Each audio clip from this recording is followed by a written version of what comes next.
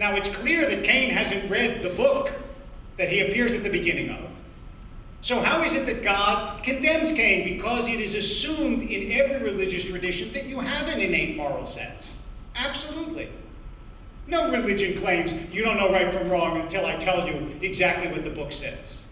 The difference is that what religion does claim is now morality is woven into the fabric of the universe. It is not the invention of accidents of ancient chemistry. Because if what Mr. Hitchens says is true and there is no God and there is no overarching spirit, then everything that we call right and wrong is what we decide is right and wrong. It can't come from anywhere else. It doesn't come from God. It comes from the random evolutionary pressures that created us, and as you know, evolution is in fact a theory of the gaps. That is, you find a niche in nature, you fill it through random mutations and natural selection, and then you get this creature about whom I have two very serious questions.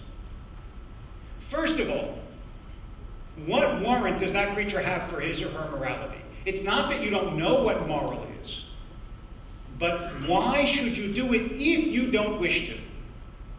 Why, since I'm taking a flight early tomorrow morning, why should I leave a tip in my hotel room? It impoverishes me. I'm never going to meet the person who cleaned my hotel room. I don't see any good reason to do it if I don't want to. Why should I do something against my own interest if I really don't want to? Religion, in part, is a system that tells you that things that are against your interest should be done because, even though they may be against your interest, they are fulfilling of your destiny and your purpose in this world. And that's what sacred books are intending at bottom to teach. And the idea is not merely that these books come along to try to encourage people to be good, although I'll get back to goodness in a second, but also because you all have an intuition, and in fact a faculty called consciousness that raises you above what it is to be purely material. It's not that human beings are just synapses. You can conceive of time, of history, of what was and what will be. You have dreams and aspirations and hopes that are non-material, and in fact, almost every great philosopher in history, from Aristotle to Plato to Hegel to Kant, they all believed that the fundamental constituent of reality was spiritual, not material. You have to be a thoroughgoing materialist and believe that there is nothing but stuff to think that talk of spirit is vaporous nonsense. But right now, all of you are having ideas. And even if ideas are lodged in the brain, they're not the same as the brain. They are, in fact, spiritual entities, non-material entities. You have an intuition that something exists that is more than stuff. And religion enshrines that intuition by saying that that ultimately points to something greater than ourselves, not something physical that you can't see. That's what I began with. It's not that God, people say God is invisible. God's not invisible. It's not like if you put a hat on God, you'd see God go down the street, right? God is intangible, which is different. It's almost like light. You can't see light, but I can see you, more or less, because there's light in the room. The same idea. We see each other because there is God, and in fact, by the way, you know, in my tradition and in all the monotheistic traditions to a great extent, the principal evidence of God in this world is in the eyes of the person sitting next to you. That's where you look to see God. Now, you might believe, when you look into the eyes of someone you love, you might believe that what you're seeing is a pure contrivance of matter. That there's nothing spiritual there, that that's all an illusion. But I don't believe it. And I don't think you should believe it. And that sense that we're more than bodies. Mr. Hitchens said earlier, not here, but when we were talking earlier, he said it's not that we have bodies, it's that we are bodies. Yes, we are bodies, but we are not only bodies. And the same thing is true with religion. Religion is a set of laws, some good, some bad, but it's not only laws. It's an exhortation to people to be better. And sometimes religion does this very badly. I'm sure tonight we will get a catalog of all religion's ills, but it's not as though when you suck religion out of the world, you get a better human being.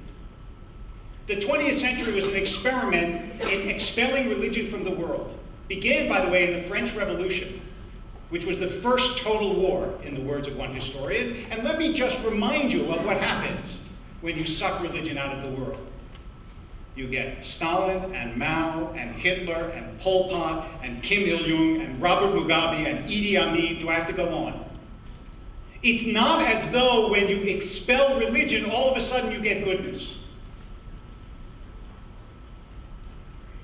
People, as every religion tells us in one way or another, are not all good. They're just not. As I'm very fond of saying to my students all the time, if you think people are basically good, you should go visit a playground. Because what happens when a new kid comes on the playground? Do the other kids go, oh, let us embrace this new child and share our toys with him? What happens when a new kid comes into class? Does everybody say, oh, let's share our notes with the new kid? No.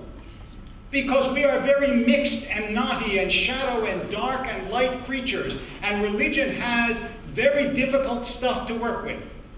And because religion gets refracted through human beings in this world, because after all, religion isn't for God, it's for us, often it will get played out in ways that are ugly and dark and cruel. No doubt about it. The question, though, is not whether religious people ever do bad things or whether people who have no religion ever do good things. Of course they do. Some of the nicest people I know have no religion, and some of the nastiest people I know claim to be religious. The question is there a better system in this world for encouraging people to goodness?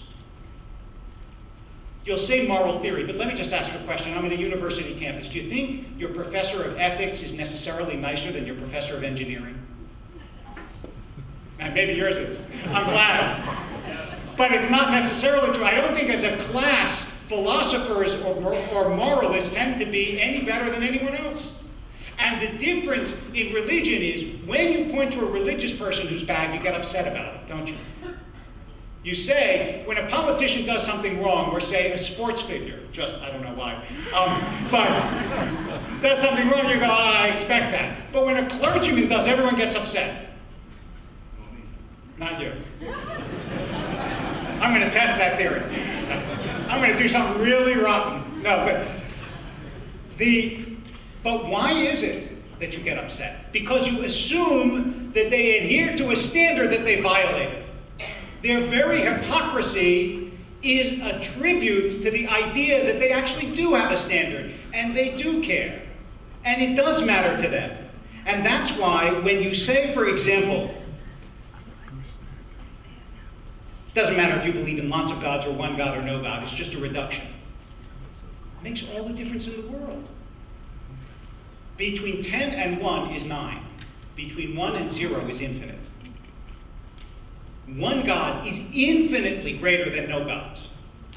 The question is, do you believe that there is, in fact, over this universe, some spirit that encourages people to goodness?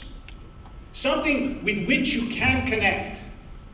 Something that you can reach out to. Something that assures you that your life is not nasty, brutish, and short. That's the question. And it is no mistake when Mr. Hitchens asks, can you think of an ethical action that a religious person can do that a non-religious person can't do? I'm going to answer this yet again, because I have answered it before. If you mean, is there an ethical action of which I am physically capable? Can I leap over tall buildings in a single bound? Of course not. And can a religious person or a non-religious person do a terrible thing like cut off a hand? Of course.